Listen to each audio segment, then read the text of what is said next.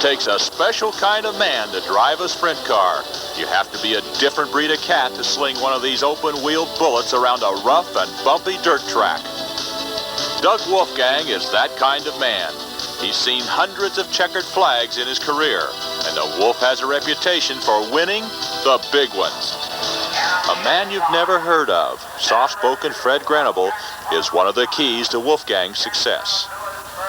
I like Fred's never-say-die attitude, hard-working, and in the 4 years he's been with me, he's never complained one time about anything, whether the truck and trailer fell apart on the way back from a race at 6 in the morning, or if the bed was too hard, or if I stink or my feet stink. He's never said nothing.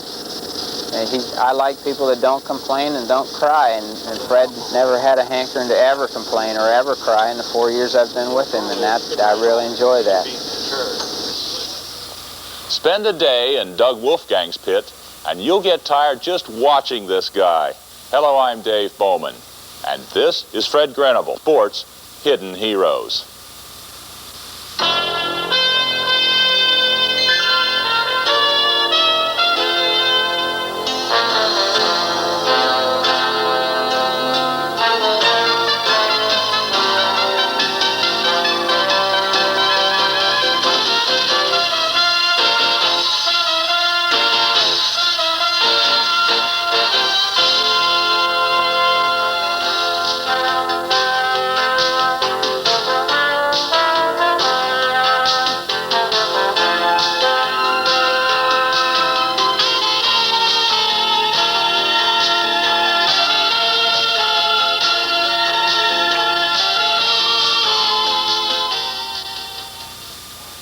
Quiet, friendly Knoxville, Iowa is the Mecca, the summit of sprint car racing.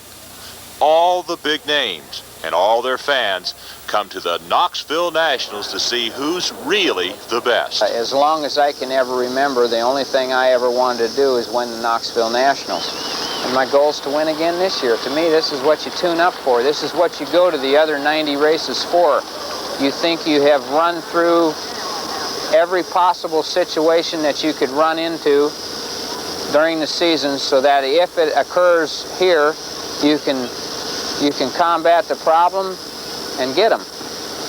The Knoxville Nationals is the biggest race of the year. You know, there's what, 130 some cars here this year from all over the United States, so if you can happen to win that one, you've done good. The only goal in Fred Grenable's life is to help Doug Wolfgang do good. At age 13, Fred decided he wanted to be a race car mechanic, but he still has a hard time explaining why. I don't know. I guess it's the challenge. You know, I've been married 4 times, so I guess I like a challenge. I always seem to find them in the winter when I wasn't racing and marry them, and then come the middle of summer and get divorced. So it just never worked out. Racing has taken a toll on Fred's personal life, but if he still savors a challenge, he ought to love these Knoxville Nationals. The previous weekend, Brad Doty flipped at Rossburg, Ohio, and took one of those nasty tail-over tin cup rides that leaves guys behind with nowhere to go. One of those guys was Wolfgang, whose Knoxville car was demolished in this crash. My main concern was him, that he was all right. The car, you can replace that. Even if we had to miss races, that's okay. I don't mind, just as long as he's all right. Sprint car crashes are a spectacular form of occupational hazard. Wolfgang fears them, but not for the reasons you might expect. I always panic if I get hurt that I might not ever be able to race again, because I'm scared to death I won't be able to do the thing that I love to do the most. He's often told me if I crash and kill myself, come my funeral, but don't pity me. Because he said I want to do it. And I'd probably sooner die in a race car than die of cancer. Working day and night, Doug and Fred raced to repair the Ohio crash damage in time for Knoxville, and wonder how to get the monkey off their back. Right now, we just seem to be in a bad luck streak. You know, flat tires, being at the wrong place on the racetrack when somebody crashes and you hit them, and you just have to forget it and work harder. If you don't, you're going to go worse. If you can forget it and try real hard, usually you can overcome it. Maybe this will be the turn right here. Maybe so, By the time Doug and Fred finally get on the track, 3 days of rainouts have given them a chance to rest up. I got nowhere to go. I can stay here until hell freezes over. It don't matter to me. The rain didn't hurt us none. It helped us. We were tired, and I'm raring to go now. By now, car owner Bob Weichert has arrived. A wealthy Pennsylvania cattleman, Weichert has the perfect mindset for a sprint car owner. The harder they drive it and the faster they go around the corners and up against the wall, I love it. If it goes over the treetops, we'll get another. That's my philosophy, you know. Veteran engine man Davy Brown Sr. has built a special Knoxville motor, and the team's first task is a one-shot effort to qualify. I'm either going to be good or bad. You're either good or you're bad, and I'll be able to tell you after the first corner.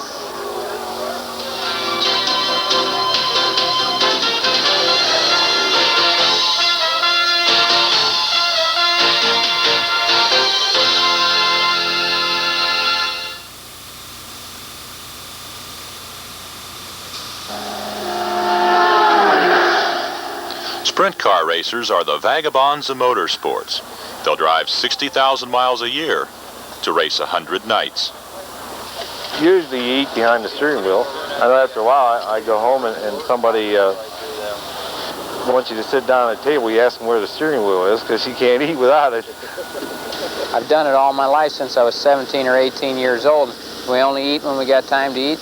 You only stay in motels when you have time to stay in motels, because if you don't have time, you can't stop. You got to keep going. I look at my watch to see what day it is. To catch up with Wolfgang and Granable, just look for a racetrack and a lot of zeros in the purse figure. We try to run every race in the country, no matter where it's at, that pays $10,000 or more to win. That's kind of the break-off point. Well, 100 years ago, Wolfgang and Granable might have been bounty hunters, riding into town when the big bucks are down, bucking the odds, taking on the outlaw gang.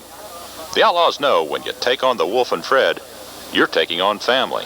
This is my family out here. I mean, I think a lot of my parents, but they're not racers, so you kind of adopted the racing people as my family.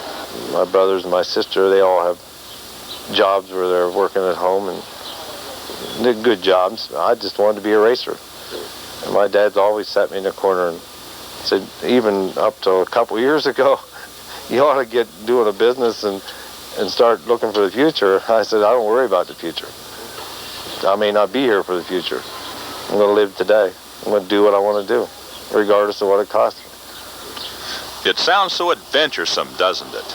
Hit the road, be your own man, live for today, but be prepared for a lot of hard work. Fred Granable will come in the garage at 7 o'clock in the morning. He might be there at 11 o'clock at night. I've seen him when I come from a cattle sale. Like at 3 o'clock in the morning, he'd still be in the garage working. You don't find too many like that today. He'll work 6, 7 days a week, all hours of the night, whatever it takes. And I got to say this, Doug Wolfgang does the same thing.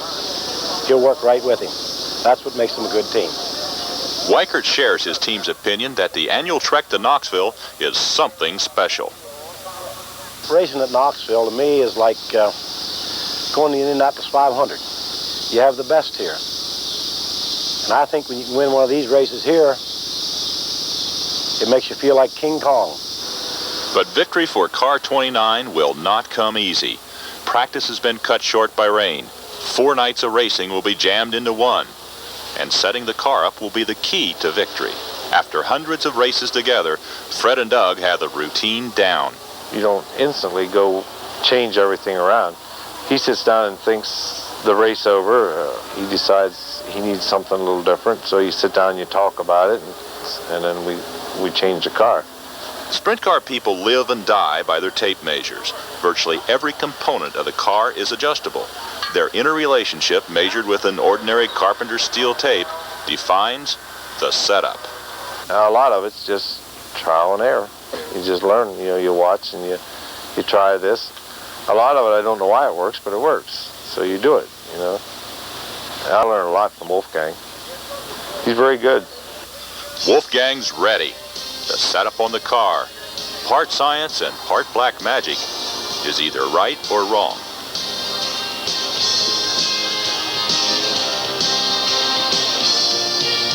It's time for the heat race with an inverted start.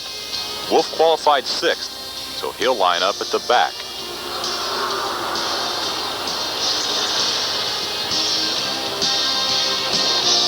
Within a lap, he's headed for the front.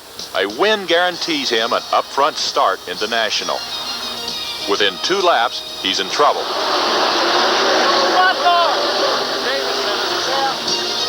The most vulnerable area of a sprint car is those giant rear tires. Flats are common, but Wolfgang is lucky. A yellow flag provides precious seconds to mount a new wheel and come back. For Fred, this is a foot race. The car's at the other side of the track. They changed the tire, but now Wolfgang again has to start at the back of the pack. Car 29 rolls back out. The crowd senses Doug's determination. On the restart, the Wolf is back on the charge.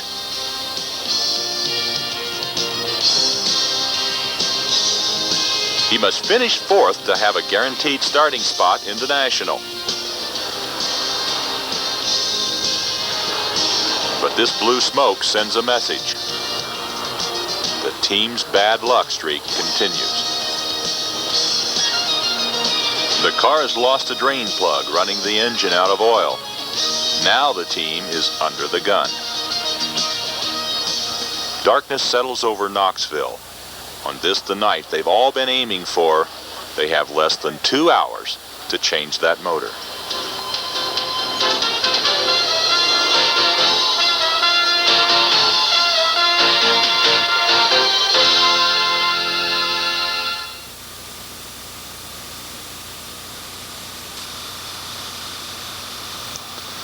'85 was a dream season for Doug Wolfgang. He won 55 of the 122 features he started, including 17 in a row. He won most of the big money races, and his earnings totaled nearly $400,000. And he's quick to tell you he couldn't have done it without his team. I'm just part of the operation. 1/4 or 1/3 or 1/2 or 1/10. It doesn't really matter. If you guys were going to interview me and make me a hero, I'd like you to interview them guys and make them a hero. And if the magazines want to interview me and make me a star, I won't interview with them unless they interview with them and make them a star too, because I ain't nothing without them, but they're not anything without me either. It's a team effort. You know, it's a harmony of all the guys, including the guy who washes the truck or pays the bills or runs for the parts. It's everybody working together, and we had that in '85. Tonight at Knoxville, at the Indy 500 of sprint car racing, this team faces a major test. Because of the heat race disaster, they have to run 2 more races just to get to the final race, the A main. In the C main, Wolfgang starts mid-pack. He has to finish 1st or 2nd to get into the B main and keep alive his hopes for winning the Knoxville Nationals.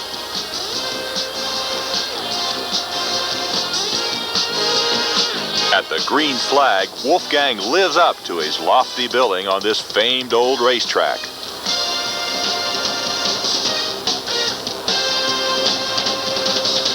He tears around the slick, bumpy oval as if he owned it.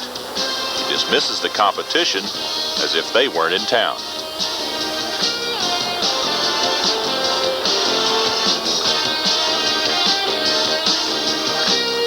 Now's not the time to be conservative, but he also knows he can't afford to crash. Of course, Wolfgang only knows one way to go.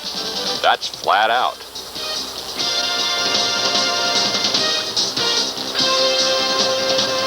In just 7 laps, he has bulled and blasted and barged his way from the back of the pack to the runner-up spot. Then there's trouble. The red flag only serves to heighten the tension. The drivers are okay, but it's going to take some time to clean up this mess. Time for Wolfgang to worry. He's in the transfer spot for the final race, the A main. This is just another chance for the bad luck to return, for something to go wrong. Fred makes a critical adjustment to the all-important setup. The Wolf returns to the battlefield with 3 laps to go.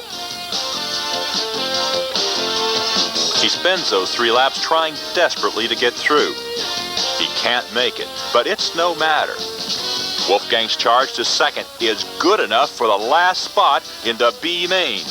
The Wolfgang reputation, built over countless trips to the Knoxville Nationals, remains intact. In 1983, Wolfgang came here driving for country singer Kenny Rogers. Bob Weichert was about to split with his driver, the famed Kenny Weld. I was standing on the backstretch, and they just pushed Doug Wolfgang off, and Kenny pointed to him and he said, "You see him, boss? That's the guy you want to get. You and him would make one of the best teams that was ever in sprint car racing." A year later, Weichert's car returned to Knoxville, and Doug Wolfgang was its driver. I walked into Knoxville Speedway that night, and there was a couple guys walked up to me and they said, "Why would you ever hire Doug Wolfgang?" And he was only racing for me about a month. And I said, "Well," I said, "I hired him to win this race." And they chuckled. But I couldn't find him after the race was over. We won that race. 4 years later, Wolfgang must go through the B main just to get to the final race, and he'll start dead last. If this were a 500-mile stock car race, he might plan a strategy.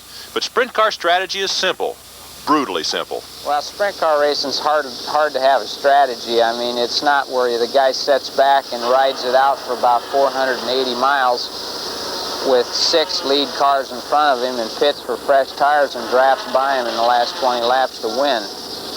Because it all happens in about 10 minutes, and there's usually no pit stops unless there's a red flag. And usually if you pray for a red, you cause it. You got a broken arm and a broken race car to boot, so you don't get to change anyways. The strategy is when they drop the green, get your foot on the floor and hang on for as long as you can hang on. Through the aftermath of last week's crash, through the flat tire and the motor trouble, Wolfgang and Grenable have hung on here at Knoxville. This is their last chance. With moments to spare, Wolf takes the track for the B main. He has won the big race here 4 times. The next 22 laps will live forever as one of Wolfgang's finest hours. He lines up dead last in a 20-car field. He's got to pass 15 of those cars. At the fall of the green flag, car 29 attacks, but Wolfgang's path is blocked by traffic. Bumped by the car on the left, he cuts to the outside, stands on the gas, flirts with the wall, and passes 4 cars on the first half lap. His foot on the floor and a wheel off the ground, Doug knifes through traffic. By mid-race, he's up to 7th place. The competition is getting tougher. Number 880, Keith Kaufman, and number 40, Dave Blaney, veteran stars, are fierce competitors, locked in a battle for 5th place. The battle sends Blaney careening toward Wolfgang, but the Wolf never lifts. Half a lap later, he darts to the outside of Kaufman, nips under Blaney, and in 1 lap, moves from 7th to 5th. Wolfgang had to finish 4th in this race, but his monumental drive carried him all the way to 2nd. And that's where the Cinderella story ended. The Wolf felt it as he went down the backstretch. Another flat tire. A yellow flag for the stalled car only postponed the inevitable, and a pit stop would again put Wolfgang at the back, this time with only 3 laps to go. Hope was gone, but Fred changed the tire. A transfer was out of reach, yet the proud Wolfgang returned to the track and blasted away at the traffic. He was as impressive on the last lap as he had been on the first. At the checkered flag, Wolfgang was 9th, far short of his 5th Knoxville win. But the crowd made it clear who they would remember as the hero on this incredible day and night of racing. Back at the truck, Fred Grenable seems oblivious to the drama his driver has created, but his face reflects the disappointment. The race is over. It's time to pack up the tools, load up the car. Time to move on.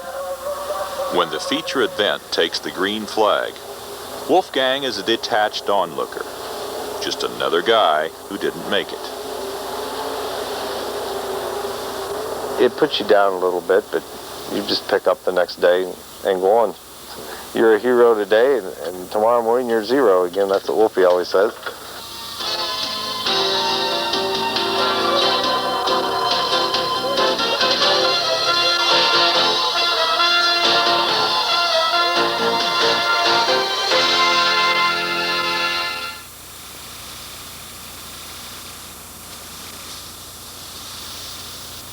In Jackson, Minnesota, a week after Knoxville, Fred Granable pushes Doug Wolfgang out for the Jackson Nationals.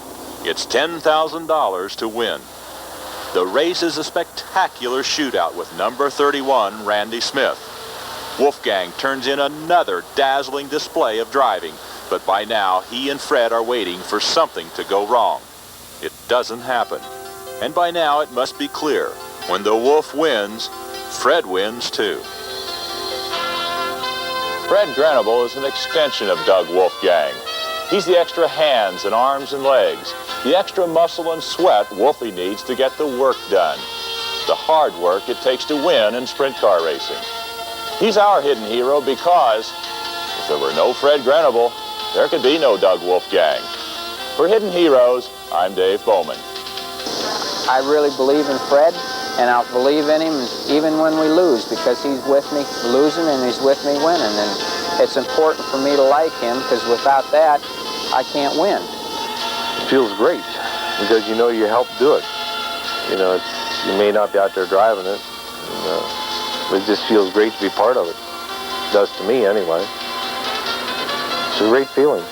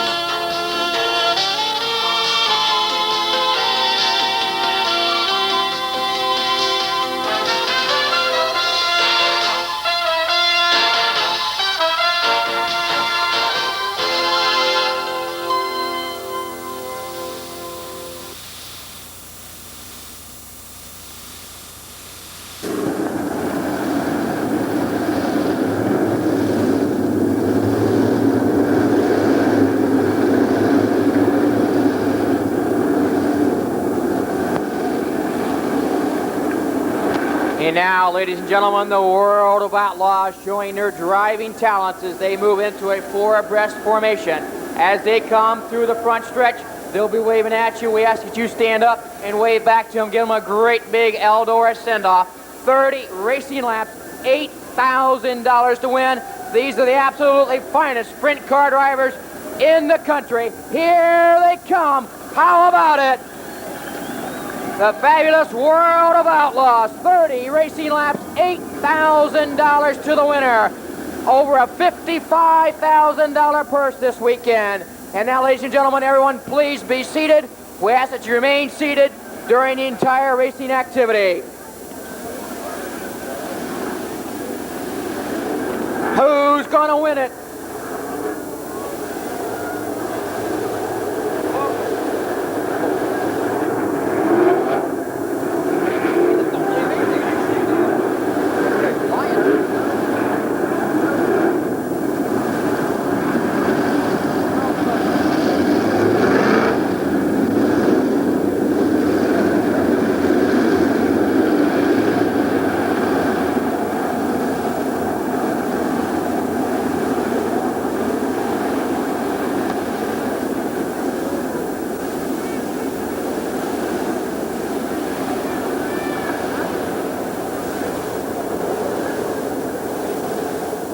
Pace car remains out on the track. So get everybody settled down.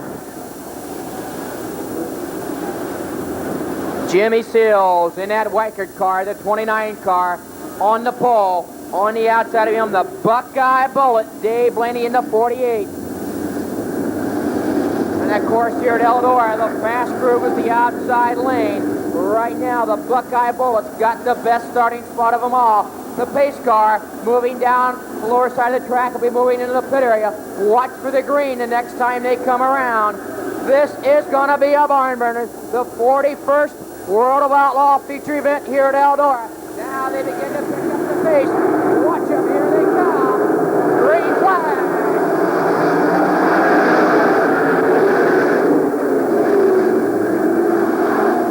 Look out, we go on in trouble.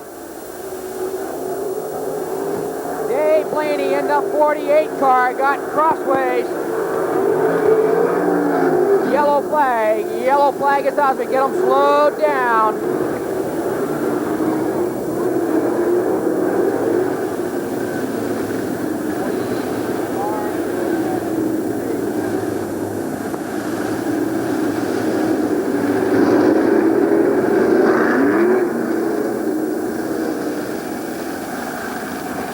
Wolfgang in the 40, Swindell in the black, number 1. They're the pace setters, and you couldn't ask for two finer ones out there. A couple of the best in the country. Once again, the pace car moves into the pit area. We should be able to get a green this time around. They move into 3 and 4. They begin to pick up the pace now. Green flag is out.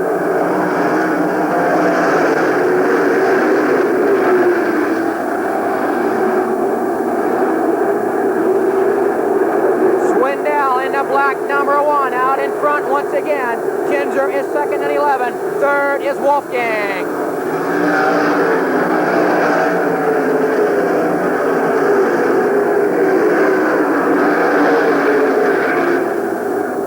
Running fourth, the 63 car of Hewitt. Fifth is Jacobs in 56.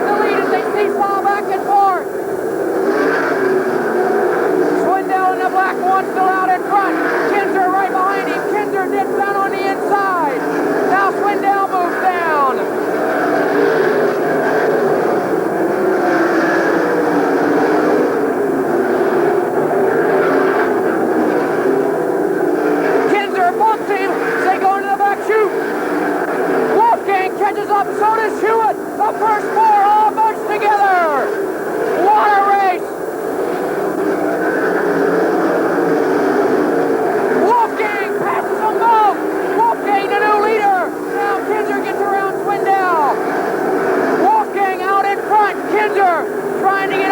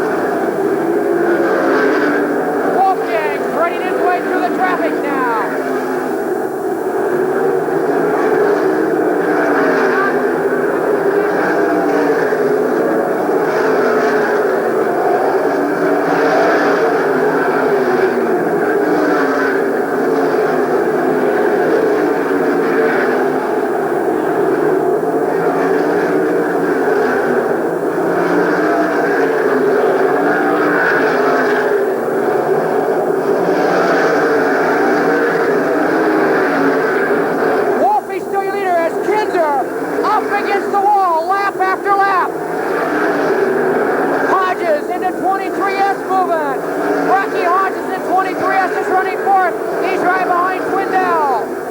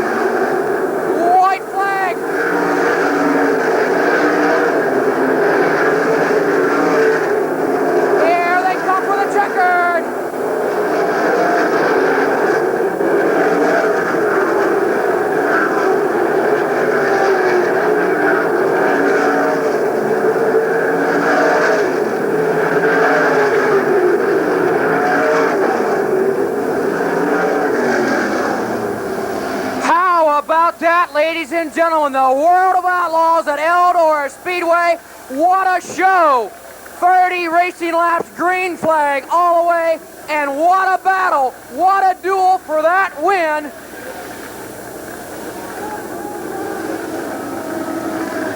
Steve Kinzer in the 11 car pulls his car up on the front stretch. The steam coming out of the front end of the car. What a race he ran! As what a battle it was with Swindell in the black one, Wolfgang in the 40 car, and Steve Kinzer in number 11. We're moving down trackside for a victory interview with tonight's feature winner, Doug Wolfgang.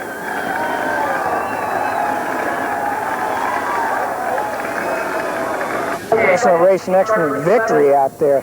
At the beginning of the race, starting on the front row with Sammy, did you have some problems getting started when you fell back there? Yeah, the track was dusty there. After that water job a little bit, it kicked up a bunch of dust.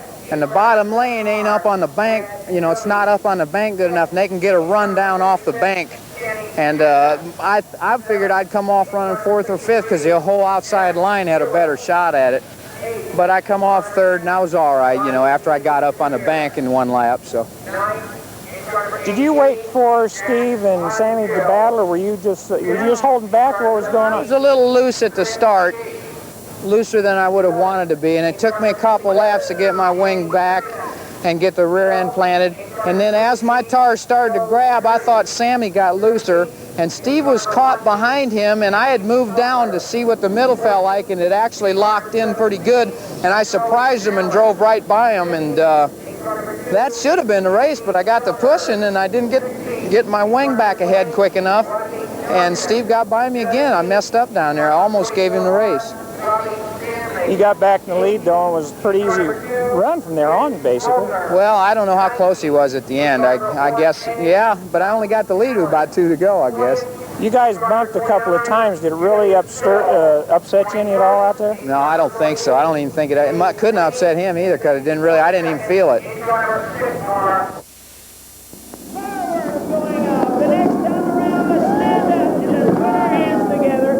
Give them a nice round of applause. Let's send them off for 30 safe and fast laps around the speedway. And ladies and gentlemen, again, if you will notice, and we ask you to please give them a nice round of applause. The missing man formation, the pole position gone, not only for their comrade who has fallen back in August, Brad Doty, but for all of the sprint car drivers from throughout the years that have given their life doing the thing that they love best, driving sprint cars. Give them a nice round of applause. The finest sprint car drivers in the world, ladies and gentlemen, here at the Devil's Bowl Speedway.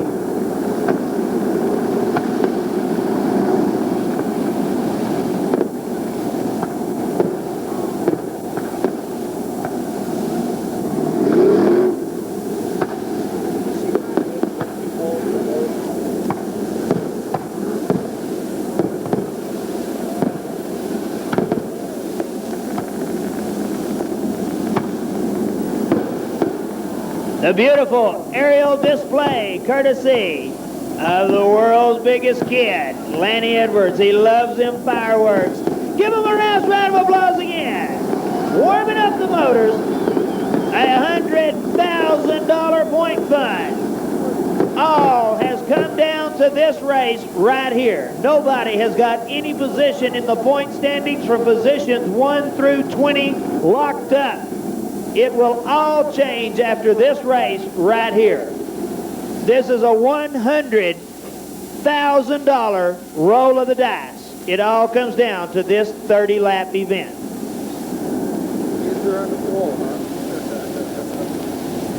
Signal given, pace car, heading off of the speedway. Steve Kinzer, Eddie Gallagher, Doug Wolfgang, and Sammy Swindell, the top 4 from last night. But what a loaded field behind them. Mark Kinzer, the winner of the Western World Championships, round number 1 of the USA event. 48, Dave Blaney, winner of round number 2 at Memphis Motorsport Park. Actually, it was round number 3. We're lucky the winner of round number 2 stayed away from us all weekend long. Here they come, 800 horsepower per car, set to go. Lanny Ross Edwards says, it's go!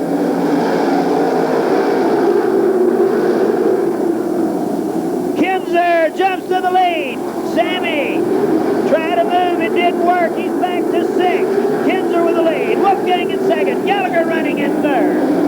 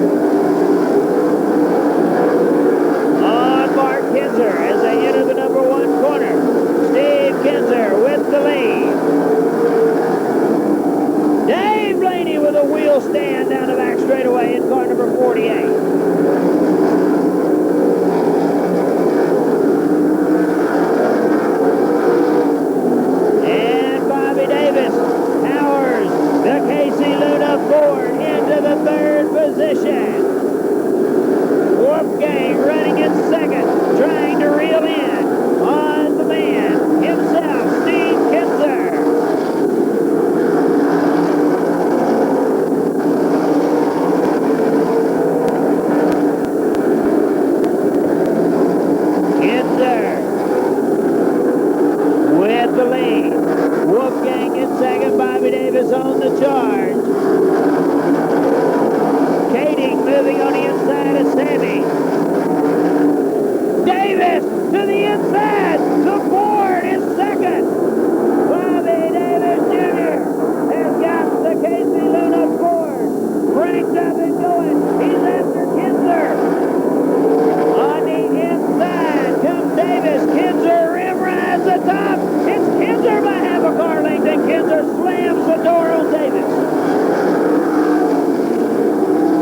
Here they go.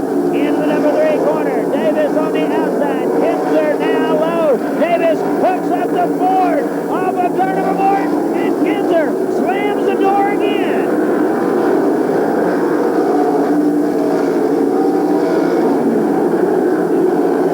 Davis continues to wear on Kinzer. Lap traffic ahead of the turn number 4. Davis. It was Davis by a bumper.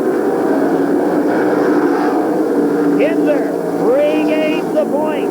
Lap traffic ahead. Kinzer and Davis. Davis now down low. Kinzer up top. Lap traffic all over the speedway. Kinzer down on Davis again.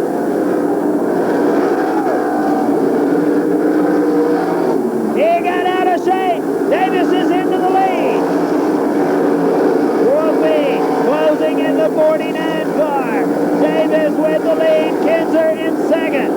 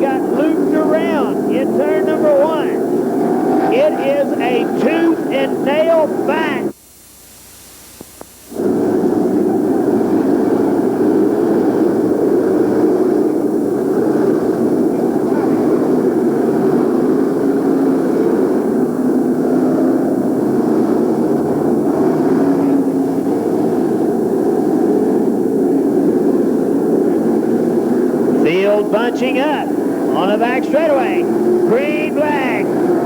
Kinzer picks up the throttle. We go racing.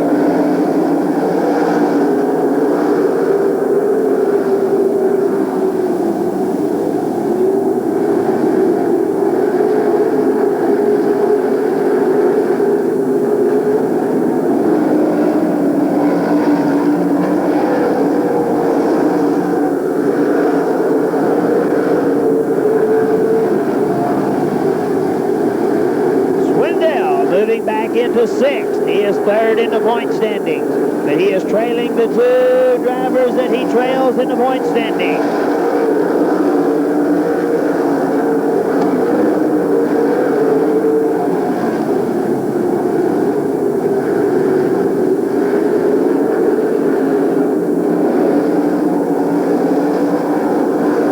Wolfgang now challenging Bobby Davis Jr. for the 2nd position.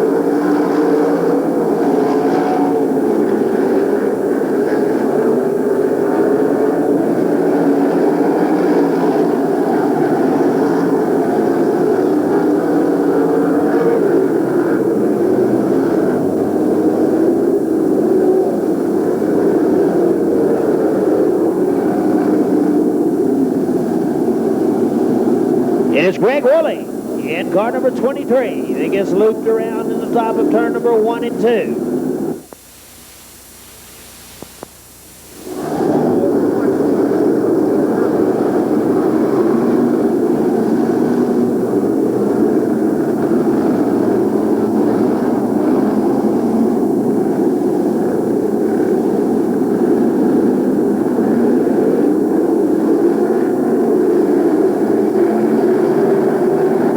Here we go, green flag, we go racing again.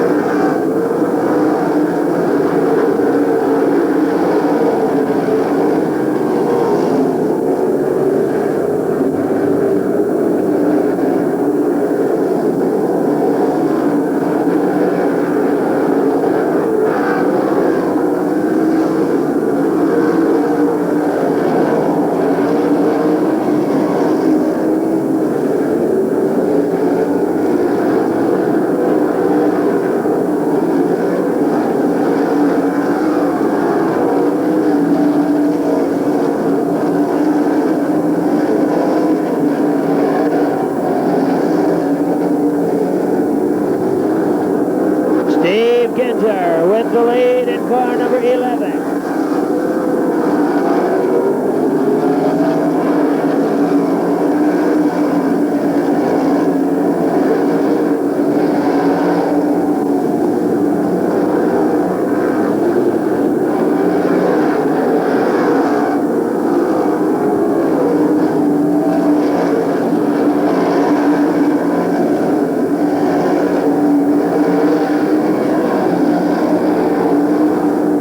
Doug Wolfgang closes the gap on Steve Kinzer. Blaney is third as they head down the back straightaway. The Silver Bullet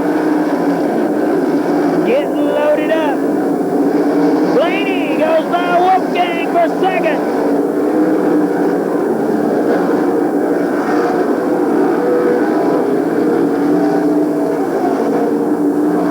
Wolfgang moving back around Dave Blaney to retake the second position. Kinzer has got the lead, but he is being pursued heavily by Wolfgang and Blaney.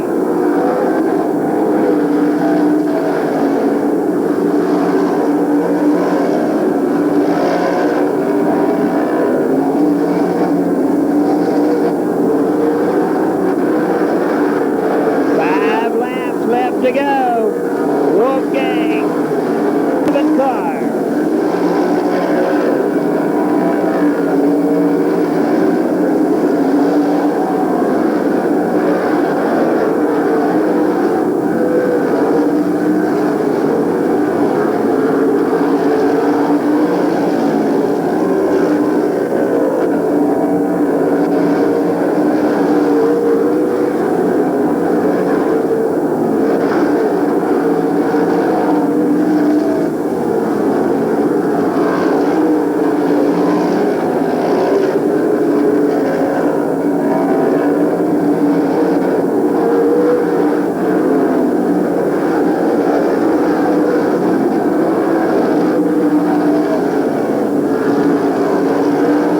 White flag coming up. Wolfgang is on him. Wolfgang's on the inside. Doug Wolfgang is into the lead. White flag. One more lap to go. Kinzer trying to come back, but Wolfgang is off to the races. Wolfgang and Mike Peters making contact. Checkered flag for 49, Doug Wolfgang.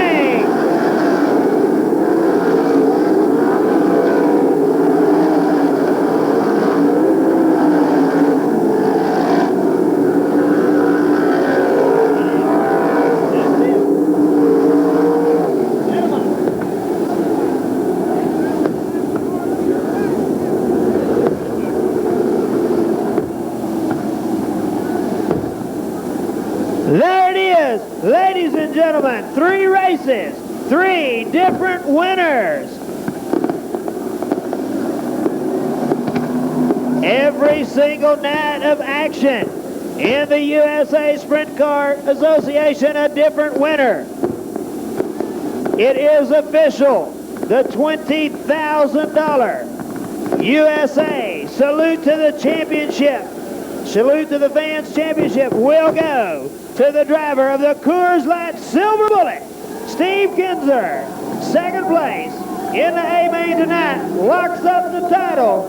But Doug Wolfgang is Winter Nationals champion here at the Devil's Bowl for the 3rd time. Doug, a hell of a run there to the end. Did you bide your time? Did you think you were ever going to be able to catch him? No, you know, right from the start I thought I was equal. But I could never really get enough momentum build up without slipping up in the wrong part of the track and losing what I had. And he was ahead. And then Davis got by me. I got out there at the wrong place and he got by me. And then I found another spot on a racetrack that they weren't running. I got by him. And then I just got hooked up tight at the end, and he slowed for a lap car at one point, and I just got by him. It was real close whenever you went by him down there in turn number 4. Did you guys touch it all? I don't know. We should have. I would have. Doesn't matter. No, it doesn't matter. It's because the win was still yours. What are you looking for next year now? I don't know what I'm going to do yet. I want to run sprint cars, but I just have to see. I'm trying to put a sponsor together and, you know, run a team or drive for a team, and we'll just have to see what happens. Are you trying to work your own deal for your own team? Not so much just, you know, me haul it down the track or, you know, down a highway, but because you can't do that no more. This is too professional. You got to have hired mechanics, and the one-man operation can't do it anymore. So, but the drivers seem to have to promote the sponsors and stuff, and I'll see what I can do. How do you feel about the 4-race series? End up being 3-race series. I'm just happy that I got a chance to drive for Max Rogers here in this 49 car, and because I wasn't really doing anything, and they called me up, and I said, sure, I'll give it a whirl, and we were fast right off the trailer with the car, and I think he's highly underrated. He just runs Knoxville on Saturday nights and has never been out much to the big races, and he showed me he could mechanic a sprint car, and all I had to do was try to win one. I thought I was going to be all right at Phoenix, and I made a mistake and turned it over, so they had to go home and get me another car, but they did an excellent job, and I tried hard, and I'm just glad to be here. And I thought the series worked out fine. It was a new series, and they had trouble here and there. They tried 2 or 3 different formats, but sprint car racing. Your accident at Phoenix, what was the cause of it, basically? I'd say your basic driver error. On your part? I guess. I was driving it. And Mark Kinzer couldn't see because he was ahead of me, so he couldn't have been him. Well, Doug, congratulations. Okay, thanks. Doug Clark, Sioux Falls, South Dakota on the flags. Match race to the century, and I guess I give you the wrong lineup. I guess it doesn't matter, but it'll be the 8D, Doug Wolfgang on the inside.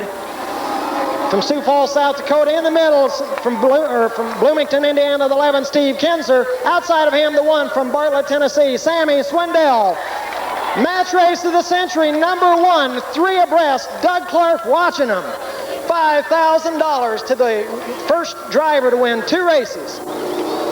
Coming out of that 4th turn, the white line on the straightaway, we're green. They're side by side. Steve Kinzer, your leader in the turn 1. Or Doug Wolfgang, your leader. Now Sammy Swindell goes to 2nd. Kinzer is 3rd. 3 laps the distance. It's Wolfgang, Swindell, and Kinzer. Doug Wolfgang in the AD. He's been hot of late, and he's still hot. He's out in front. But he's got to win 2 of them to win $5,000. Please sit down so those behind you can see.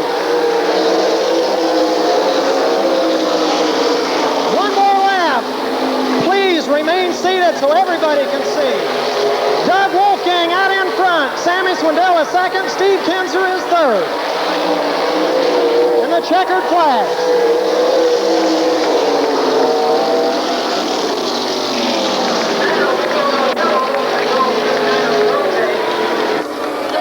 On the 2nd match race of the century, the 1, Sammy Swindell on the inside. In the middle, the 8D, Doug Wolfgang. On the outside, the 11X, Steve Kinzer. We've got them 3 abreast. If Doug Wolfgang wins this one, he'll pick up the $5,000. Can Swindell or Kinzer keep him away from it? They come down the backstretch. So are you rooting for Sammy Swindell? Doug Wolfgang? Steve Kinzer? They're in turns 3 and 4. Doug Clark watching them as they come around to that white line on the straightaway. We're green once again. Sammy Swindell, your leader in the turn 1. Doug Wolfgang goes up high. Kinzer is running 3rd. Swindell, your leader, but Wolfgang moves in behind him down the backstretch. Doug Wolfgang, Sammy Swindell, the battle for that number 1 spot. Can Swindell keep Wolfgang from winning the 5? It's Swindell and Wolfgang. In turn 1, Sammy Swindell, the black number 1 out in front. Doug Wolfgang running in that number 2 spot. Kinzer is running a distant 3rd. Swindell having no trouble this time, holding the lead on the white flag. Doug Wolfgang trying to close. They have 1 lap. Can Wolfgang do it? He goes high. Swindell is down low in turns 1 and 2. Swindell up on the cushion. Wolfgang trying to close. Sammy Swindell in the TMC Challenger running number 1. Wolfgang in the Schnee DP Motorsports running 2nd. Winning the 2nd match race of champions, the 1, Sammy Swindell. Sammy Swindell. Running second, Doug Wolfgang. And third, Steve Kinzer.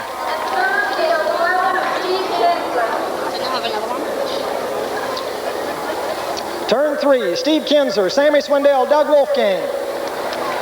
Coming for the white line, Doug Clark watching him. We're green. There's still 3 abreast into turn 1 on the inside. Steve Kinzer's got the lead. Kinzer finally out in front. Here comes the Wolf. Doug Wolfgang moves into second. The race for the lead. It's the 11, the AD, and the 1. 3 laps is all they're going. Kinzer, Wolfgang, Swindell. Are we going to go the 4th and final race? It's Steve Kinzer. Doug Wolfgang on a white flag. In second. Sammy Swindell is third. Steve, Doug, and Sammy.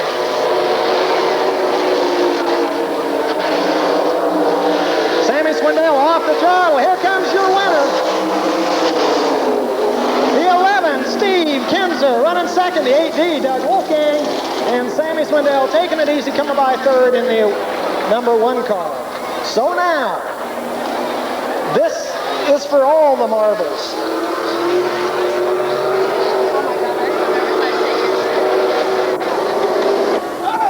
Turns 3 and 4. This one's for the 5,000. Yellow lights on.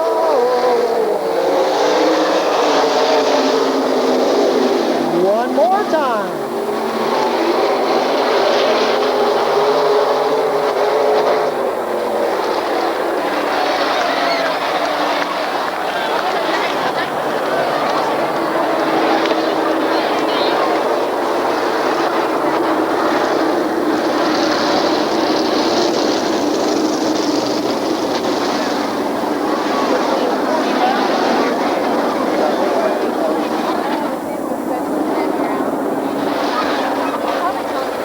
Down the backstretch. We'll try it one more time.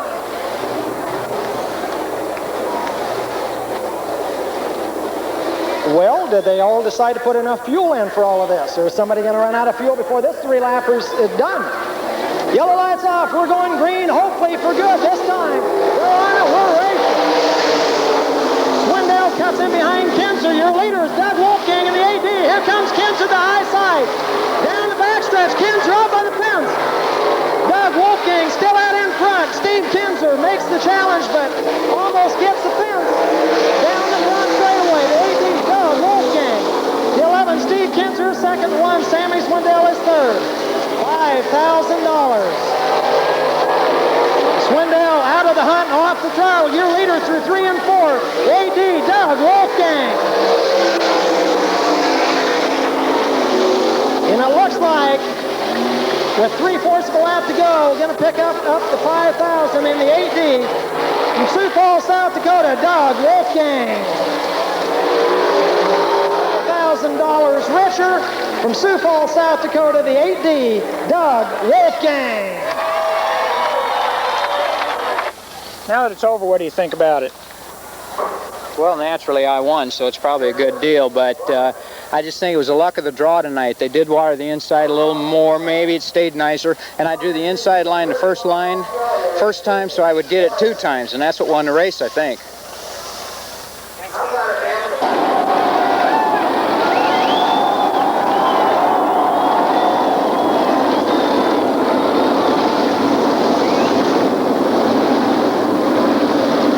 One lap signal from our starters to be ready to go the next time. The next time around will be the green flag on the 7th annual Kings Royal. $50,000 to the winner. The top 24 drivers in the nation going in this one. Watch them off of turn number 4. 40 laps coming up. Green flag.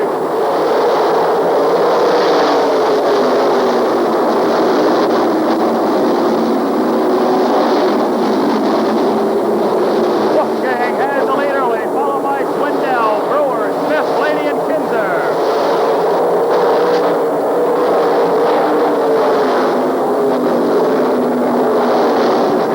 Wolfgang off the second corner, followed by Swindell as they start to move away from the rest of the field. Lee Brewer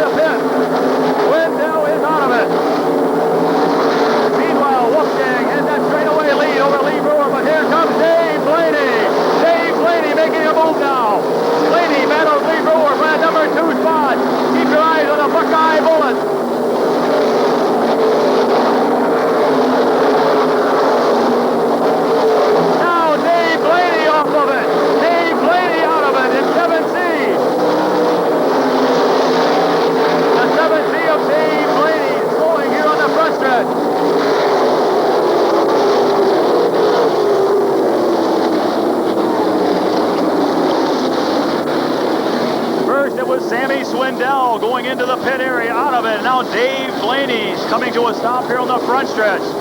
Two of the front-running Chargers. 6 laps have been completed. 6 laps complete.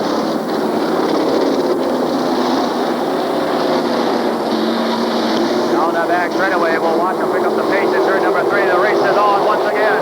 They're charging to the front. The battle for 4th spot right away between Smith and Davis. Davis too high on the top to take over 4th. Running 5th now is Joe Gertie inside Smith. A real battle for that 4th, 5th, and 6th as Kinzer goes to work on Lee Brewer. Kinzer battling Lee Brewer for the number 2 spot behind the leader, Doug Wolfgang. It's Wolfgang, Brewer, Kinzer, Davis, and Gertie in the top 5.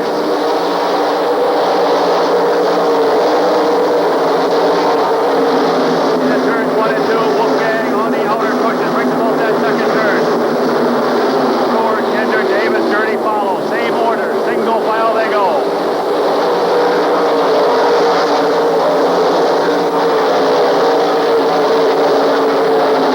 Tommy Davis running in that 4th spot.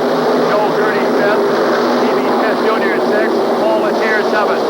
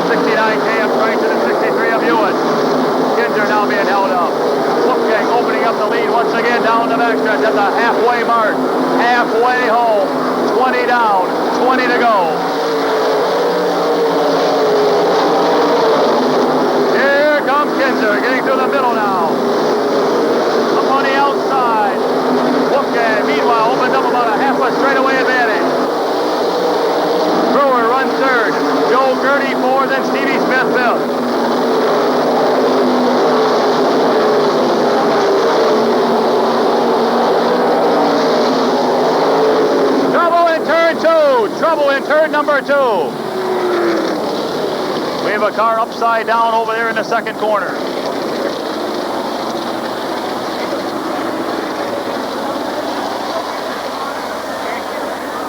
Jack Hewitt in car 63 upside down over there on turn number 2. get our emergency crews over there. That's Jack Hewitt in car 63.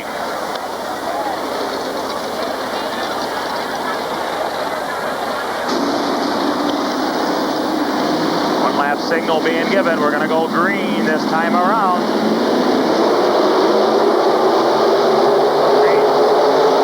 Getting on. We're underway. Here we go to the charge for the lead. Wolfgang, Kinzer, Wolfgang, Kinzer. Off that second turn, Lee Brewer runs third. Here comes Kinzer. They're going to fight it out for the 50 grand. Brewer holds third. Stevie Smith Jr. fourth. Joe Gertie now fifth.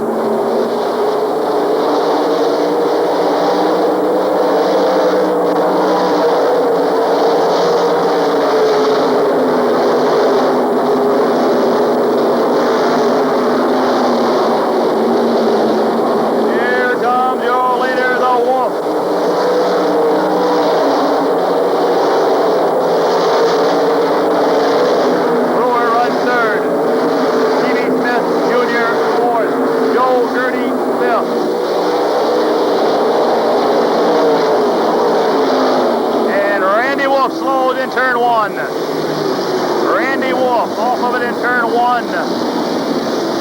In a dangerous situation. Randy Wolf on the top of the racetrack. We'll yellow flag it.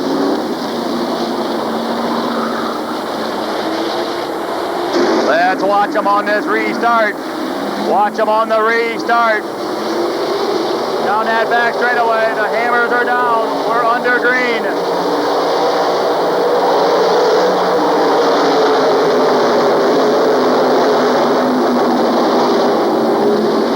Second turn, Wolfgang moves away. Kinzer second, Brewer, Smith, Gertie.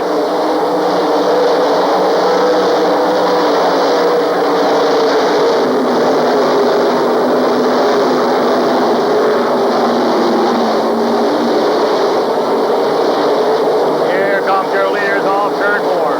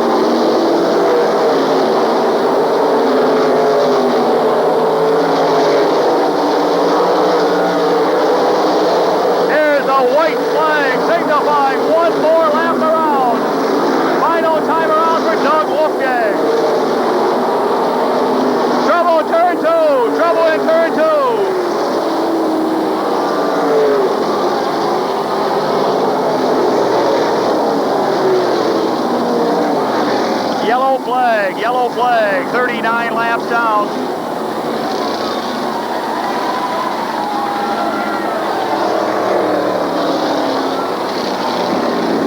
And a second place running Steve Kinzer tags the wall over there in turn number 2. But Wolfgang was well on his way to the win on this one as Kinzer was held up in traffic. And the Wolf has one more lap to go to be crowned the second time. The one-lap signal. Wolfgang is the pace setter. Second quarter now. Watch him down the backstretch. The race is underway once again. Green flag, green flag. It's 2 to go for the Wolf.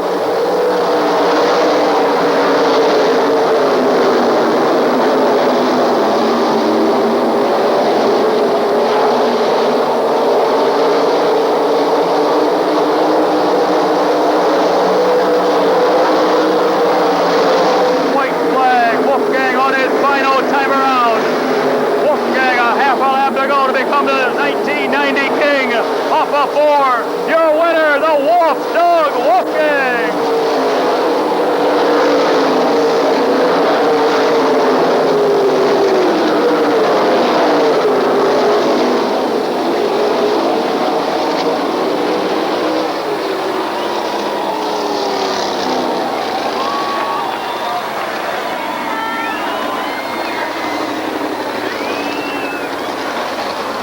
Between those first 3 finishers on the straightaway. How a nice round of applause for the winner of the King's Royal, Doug Wolfgang.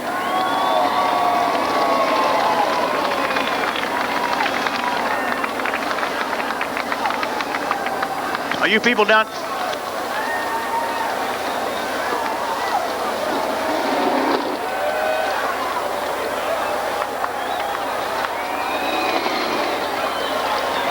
Close the gate. Close the gate.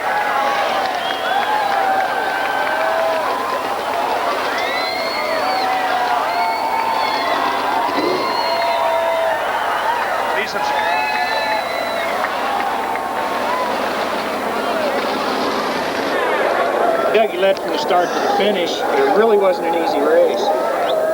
Well, we thought we were, you know, I was the 5th fastest car in the field. I got through my heat, so I started on the outside front row, and we actually only thought we were about the 5th or the 6th fastest. But the track got real big and wide, and we put a big tall gear in it because we just figured we'd either lead it going in and be a hero, or we'd be a complete zero, and we were heroes tonight. So we just went for broke, and we had the car operating just about perfect. It was straight as a string and hooked down nice, and the yellows came right, and I got to the lap traffic right, and that's about all there was to it. Have any problem at all out there? The only thing that was killing me is I was too tall geared, and I was real slow in the starts, and I was just a little bit nervous that somebody could give me a slider, you know, and get slid up in front of me, and once they got in front of me, I knew it'd be over. I could never pass them back. We were just lucky tonight, starting on the outside front row and getting a good start. You had some other good runs here at the King's Royal. Well, you got the pin out on the shoe. I really feel it's lopsided. Well, you can be fast all you want, but if you're not lucky, you're not going to finish. On the other hand, you can be lucky too, and if you don't know what to do with your race car and you don't know how to drive it, you ain't going to win either. So it all goes together. So I'd rather be lucky when I need to be lucky than not lucky, but I'm glad I have a lot of practice at racing too. So.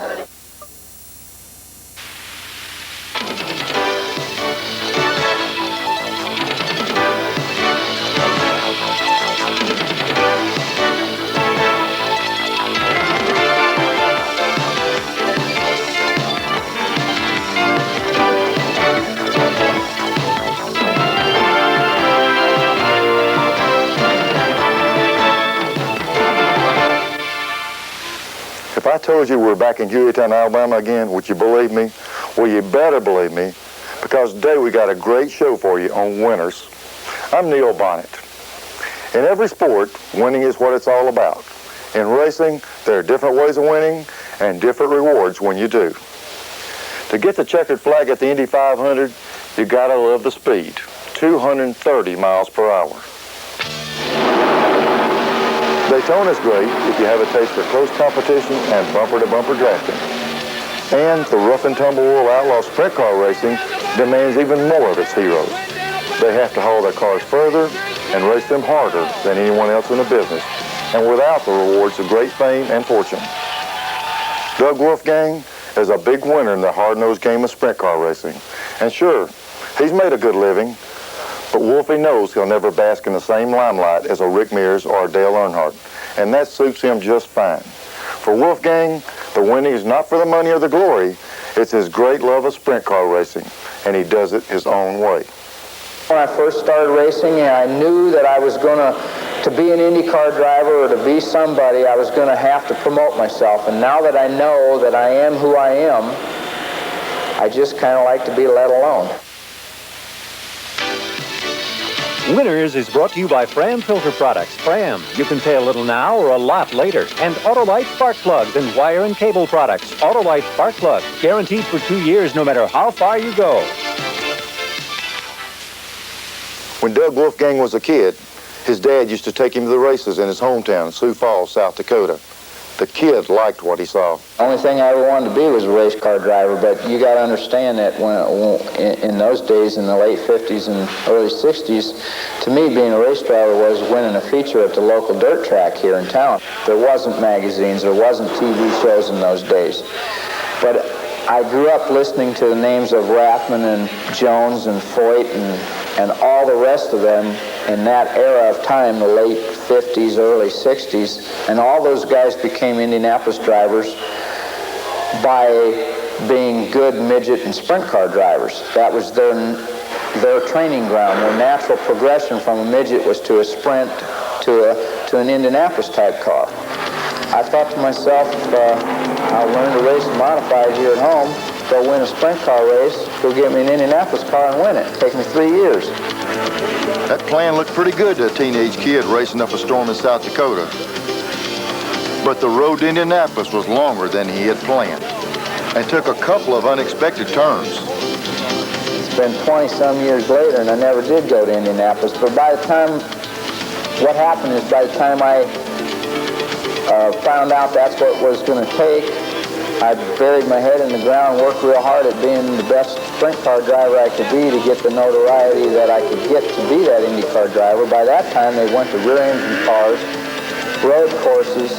It was a total different program, and they, I just didn't think about it right. He never made it to Indy, but Wolfgang sure made it big as a sprint car driver. The sport is ruled by 3 legendary drivers. Heading up the trio is the driver of the white number 11. Steve Kinzer has won an astonishing 11 World of Outlaw championships. His nearest rival is Sammy Swindell, who managed to beat Kinzer and claim a couple of championships in the 14-year history of the series. Wolfgang makes no bones about being the third of 3. I'd say I stack up just about like the record books say. I've won about the third amount in most World of Outlaw features. Doug's probably one of the best sprint car drivers that's ever been, not just in this era, but in any era. He's smooth as he can be, exceptionally smooth on the big racetracks. He knows how to run his car nice and straight. He's a good, safe race driver, and he's got all the ability in the world, and he races good and clean, and that's what I've always respected of Doug. He's always been a good, clean race driver, and he always will be. I'm just proud when I beat them. I'm just proud to be able to do it because I know they're the best. That's typical Wolfgang, honesty and modesty. I don't know if it'd be modesty, but it's not underconfidence either. It's not that I'm running myself down. I just don't see no reason to talk about yourself. You are who you are, and I know what I can do, but there's no reason for me to tell everybody how great I am. I'd rather talk about somebody else. And that brings us to the man Doug Wolfgang likes to talk about most, Dale Earnhardt. Wolfie's admiration of the Winston Cup champion borders on hero worship. And to paraphrase a country song, Wolfie liked Dale when Dale wasn't cool. It's fashionable right now to be Dale Earnhardt. to be a Dale Earnhardt fan because Dale Earnhardt has won more money and is probably as famous as anybody in the United States, but I liked him when he didn't win. I liked the way he raced, I liked his hard driving style, and I just think he's the greatest. The fact is, Dale did more than just say hey to Wolf. It was with Dale's help that Doug got a crack at the high banks of Daytona. Well, I tried it a couple times and wasn't really too good at it. I think I was roller skating when I should have been ice skating or something, but I never really gave it that much chance. I didn't really enjoy myself that much doing it, so I just came back to doing what I'm doing. There's no doubt in my mind that if Wolf had liked it, he could have mastered stock car racing and maybe even become a big star and made a lot of money. But it also might have cost him a little of his identity. I've seen the demands on Dale and Bill Elliott and different things like that. That part of it I didn't enjoy.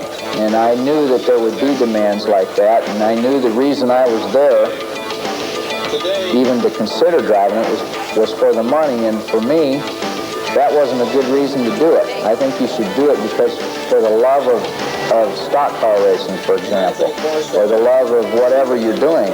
And I didn't love it like I did sprint cars, so I left and came home. And I'll tell you, to this day, if I could trade myself in and to be Dale Earnhardt, I wouldn't. With that, you begin to see inside Doug Wolfgang. He puts on no airs, and he has no time for those who would like to change him or the sport he loves. Sprint car racing is what it is. And it is going to be no more in my mind. It's dirt track racing at local fairgrounds, at your local little quarter-mile dirt track. The farmers and the fans come out. They get a hands-on. They can come down and touch the cars and touch the drivers and be around it. I don't think it's ever going to be a NASCAR type thing. The facilities that we drive on and race on are not conducive to being that big. In other words, we race at night. They're not well lit up. They're not beautiful manicured 2.5-mile racetracks that seat 200,000 people with national TV coverage. On the other hand, it is what it is, and it's doing good at what it's doing good at. And I'd leave it alone. Sprint car racing is what it is, and Doug Wolfgang is who he is. And he's one of the most independent, some say stubborn, racers in the business. When we come back, we'll find out more about how he earned that reputation. You don't want to miss this.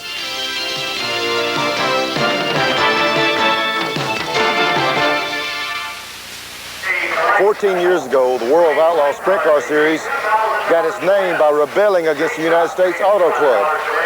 The Outlaws insisted on going their own way.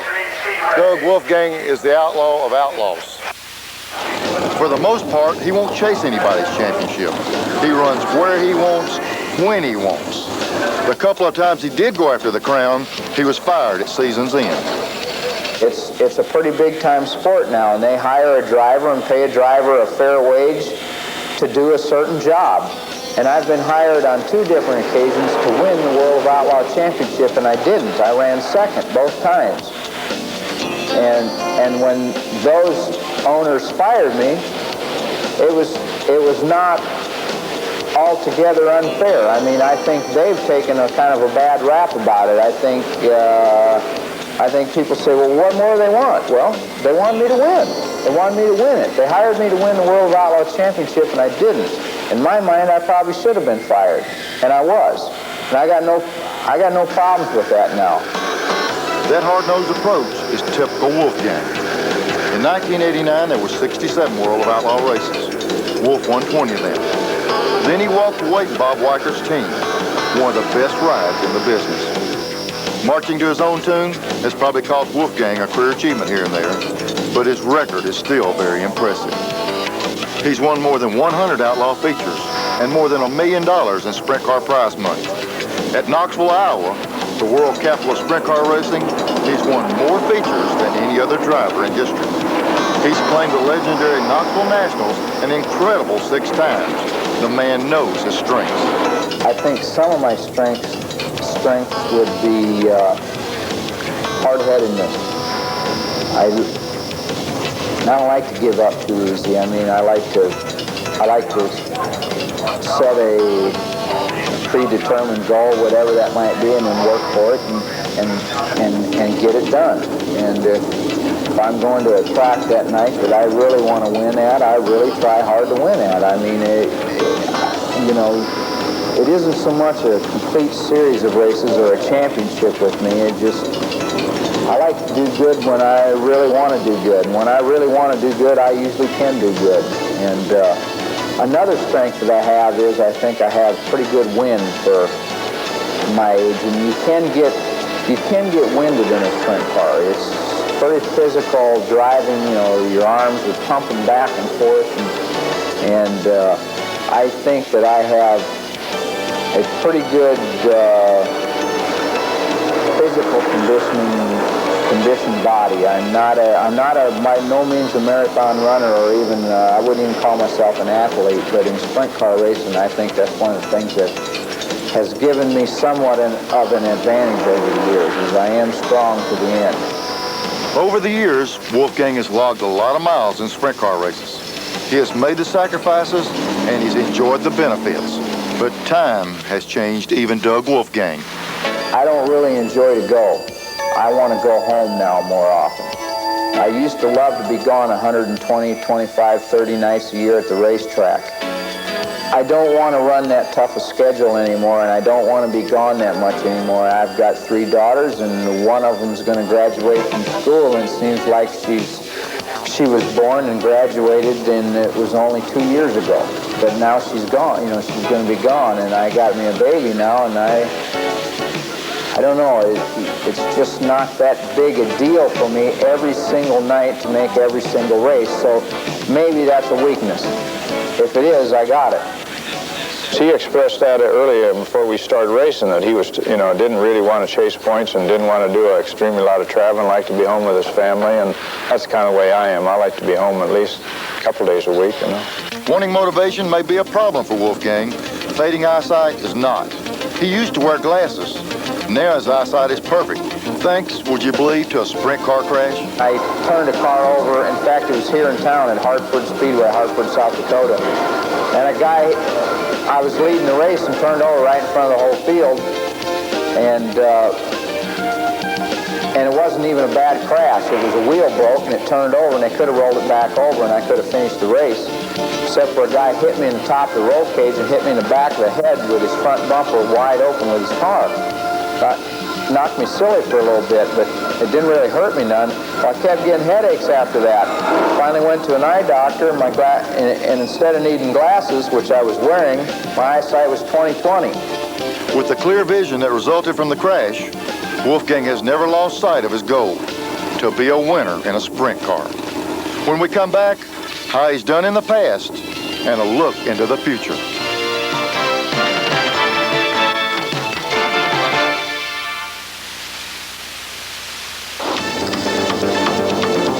Doug Wolfgang, now try this one on for size. To be a good sprint car driver takes 3 things: skill, guts, and experience. Skill, guts, and experience. I hadn't heard that, but that's about right, I guess. I guess in the beginning you got all kinds of guts because you're young and dumb, and you know you feel no fear, and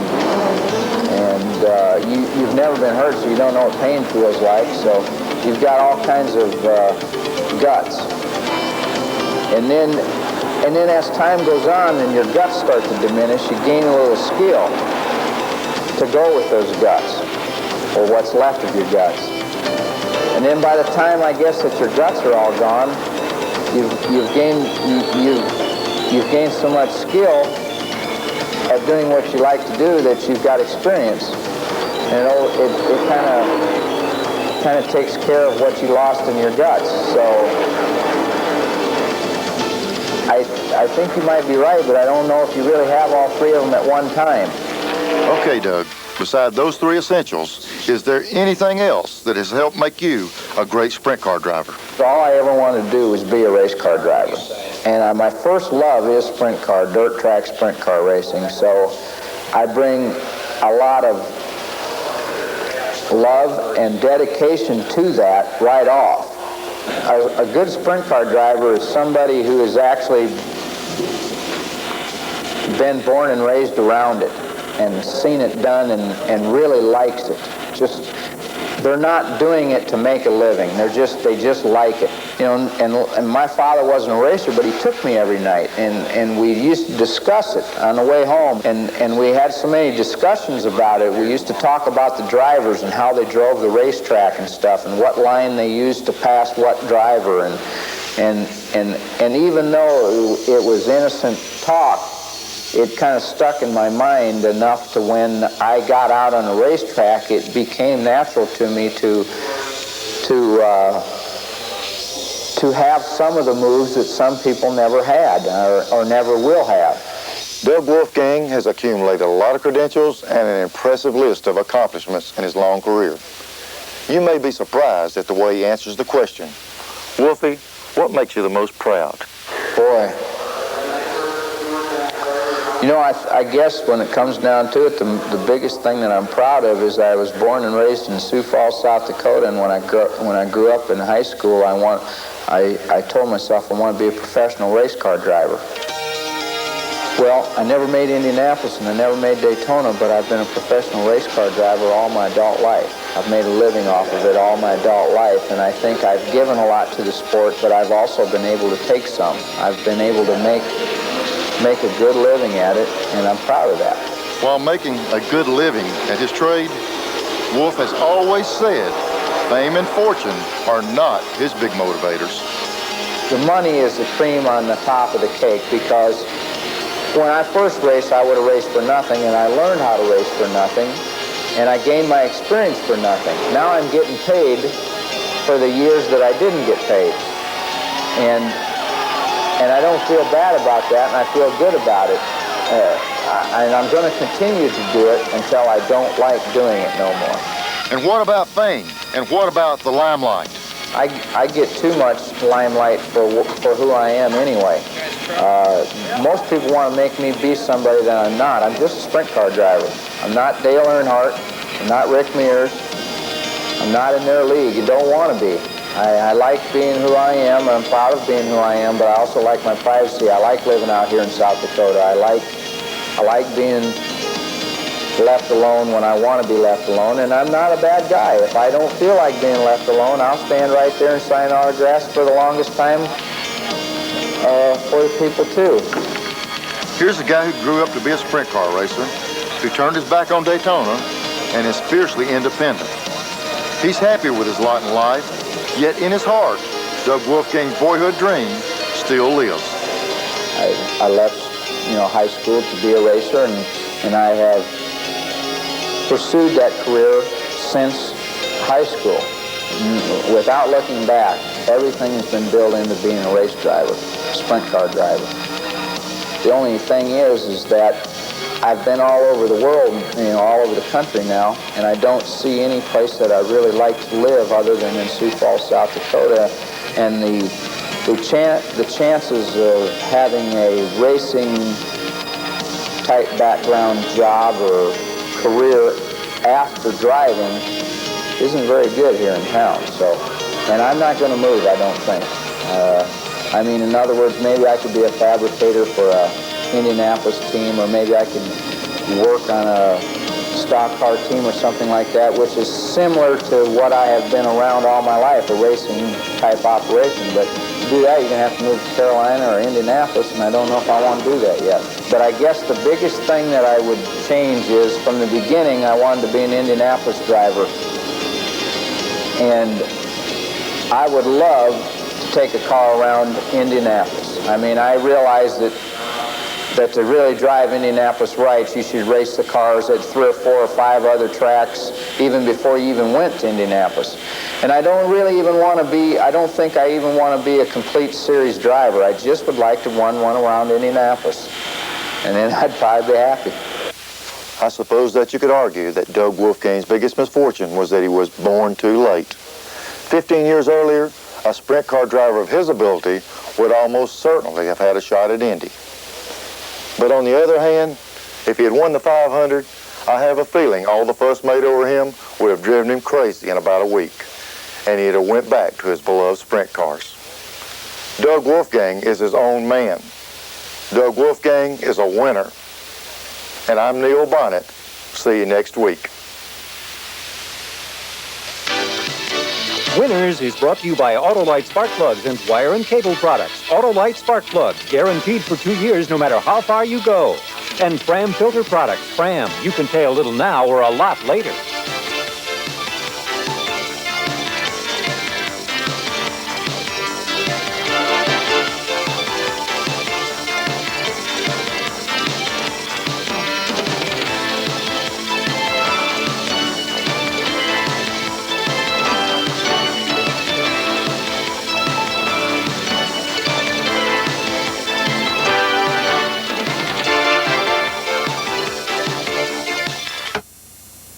Well, the World of Outlaw official Bob Jackson took a look at it when it went by, so apparently it is not in a precarious position. Here they come. Green flag coming out again.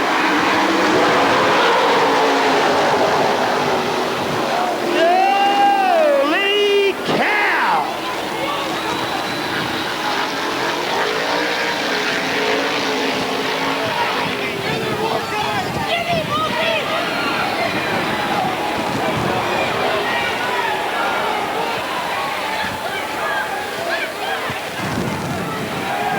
Well, how much worse can it get than this? Well, the field of four. We now have a Fab Four for this afternoon. The beautiful Ford truck of the World of Outlaw Copenhagen Skulls Shootout moves off of the speedway.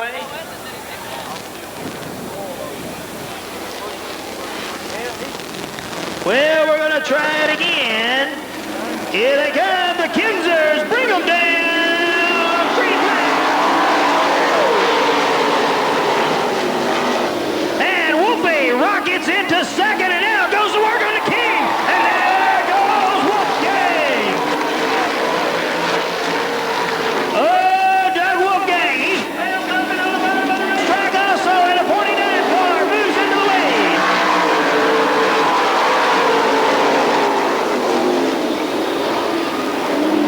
Wolfgang saying goodbye already as he has put a quarter of a straightaway on Steve Kinzer. Mark Kinzer running in there trying to hold back the charge of Jack Hottenshaw, and now Hottenshaw moves out of the bottom in another 5-8, and he picks up third. Battle on the speedway for the third position, and all that's really going to matter is inside or outside of the second row in the A feature. The pair of fives jump from third and fourth.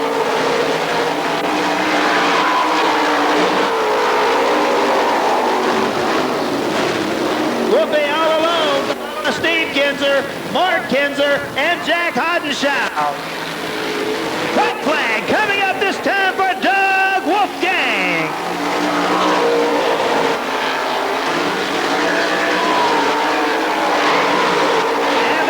Goes on for third as the leader goes down the back straightaway into three. And checkered flag. It's down. It's over. Doug Wolfgang picks up the win. Steve Kinzer in second. Mark Kinzer in third, followed by Jack Hottenshaw in fourth.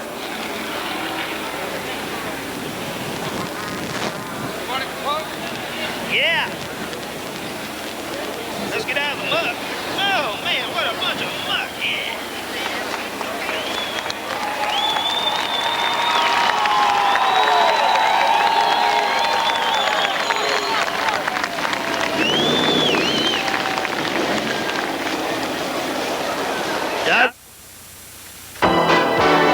Veteran sprint car driver Doug Wolfgang faces a long recuperation following a fiery practice crash. We'll talk with those who helped with the rescue. Another open-wheel veteran, 7-time USAC midget champion Mel Kenyon miraculously escapes injury in a wild ride at Winchester. Davey Allison has asked for a relief driver at North Wilkesboro this weekend after a crash at Bristol last Sunday. And first across the line wins, even if it's upside down. This and much more tonight on Speed Week.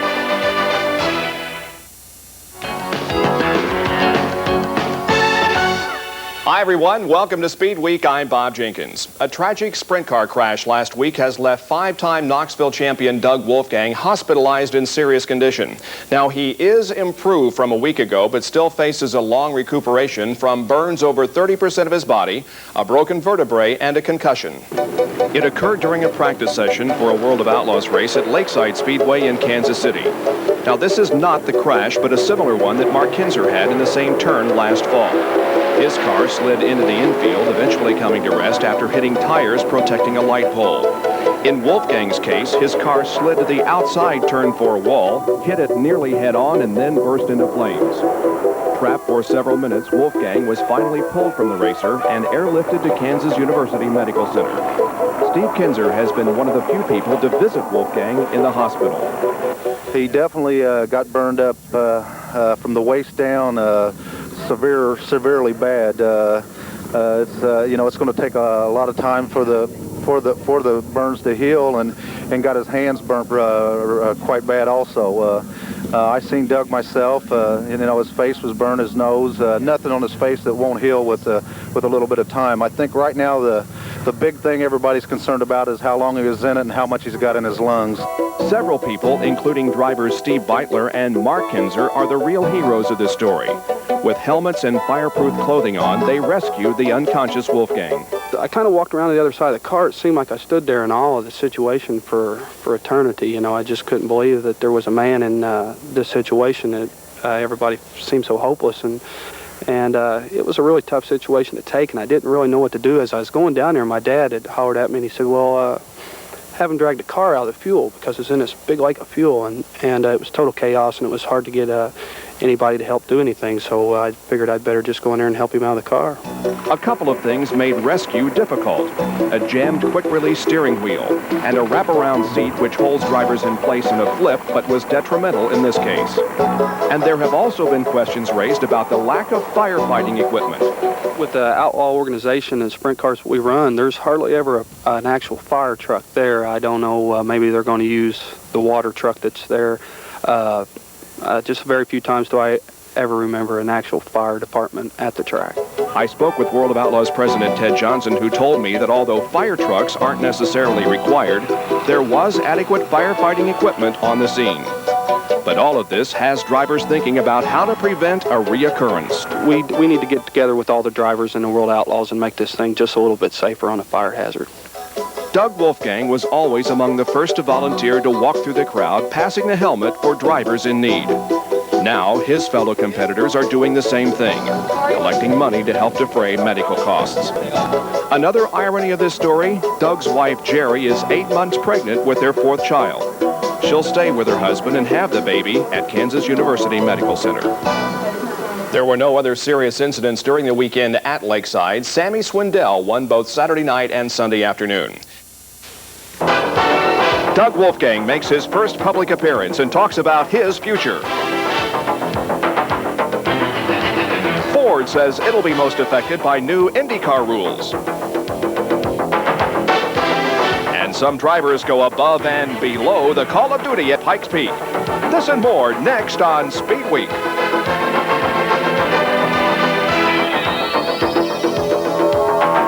3 months ago, Doug Wolfgang was severely injured and burned in a crash at Lakeside Speedway in Kansas City. After many weeks in the hospital and recuperation at home, Wolfgang has made his first public appearance. Hi, everyone. Welcome to Speed Week. I'm Bob Jenkins. The World of Outlaw sprint cars were in Doug's hometown of Sioux Falls, South Dakota, Wednesday night. We'll have a report on that event in a moment. Monday night, a pre-race party was held, and Doug was among those in attendance. The gathering was at the Holiday Inn in Sioux Falls, and several of the cars and drivers that tour with the Outlaws were there.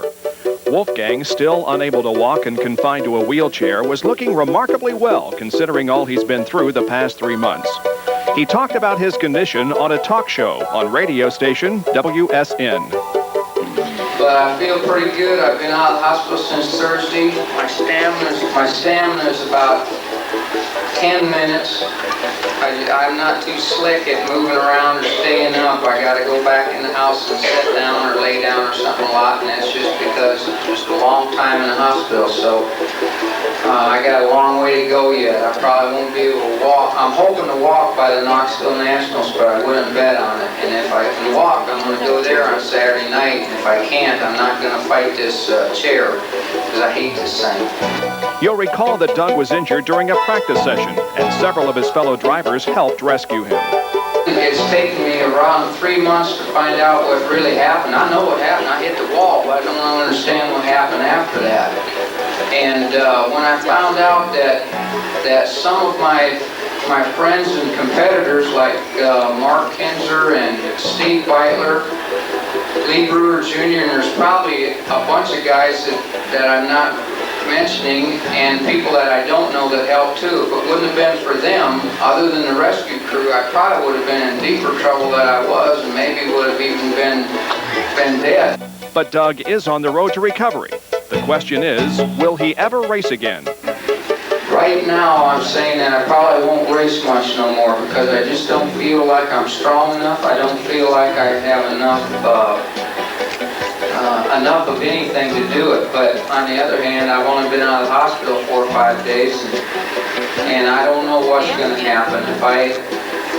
If I start to feel real good in the next few months and get physically fit enough to do it properly, then I want to do it as bad now as I ever did even when I was 17 or 18. And I'm sure I speak for thousands of fans who hope you'll be behind the wheel real soon.